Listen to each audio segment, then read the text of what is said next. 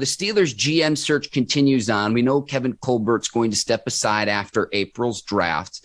And so we know about the internal candidates with Brandon Hunt and Omar Khan. I would still say that they have the fast track and would be considered favorites to get hired to take over for Kevin Colbert. But Steelers have interviewed the following candidates for their GM position last week. It includes Ryan Cowden of the Tennessee Titans, Ed Dodds of the Indianapolis Colts, and JoJo Wooden of the Los Angeles Chargers. Ike, I know you've got a lot of connections within the Steelers organization. I was curious if you had any insight on the outside candidates that will be considered for this GM role.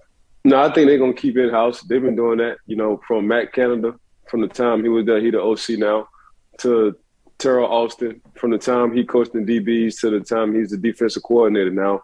I think they're going to do the same thing when it comes down to the general manager job. Between B. Hunt and Omar Khan, we shall see. I think right now they're just giving a trial and a test. It's coming up with the draft. They're gonna give both of the guys, I'm talking about Omar Khan and B. Hunt, the same guys to look at, to grade, and they just gonna come to a conclusion later on this year, right after Kevin Colbert retires. But I just think, man, they just giving them a test between the two. Everybody get the same amount of guys, the same positions. I want y'all to fill out a form, why you like them, why you don't like them. Kevin Colbert has his own grading system. I'm sure they'll use the same. If not, they'll tweak some things. But they want to get a Pittsburgh Steelers in-house. And that's what it is. Between B. Hunt and Omar, they've been in the organization for a long time, especially Omar Khan. He's been there a while, so they want somebody to understand what it is to be a Steeler. And those two guys definitely understand what it is to be a Steeler. So, man, we'll see. But again, I think they just gonna keep this. They're gonna keep the brand in house, baby. That generational wealth. That's exactly what they're gonna do. I will go back to something I said about Terrell Austin, apply that here as well. I know both Brandon Hunt and Omar Khan have interviewed for other positions with other organizations, get promoted internally for, I would argue, one of the best, if not the best franchise in all of professional sports, 100%. Not just the NFL. So, yeah, sweet. I could go, interview for a lesser team. It goes back to what you were saying too, Ike, of, okay, I might get what would be considered a promotion, being a GM for another franchise.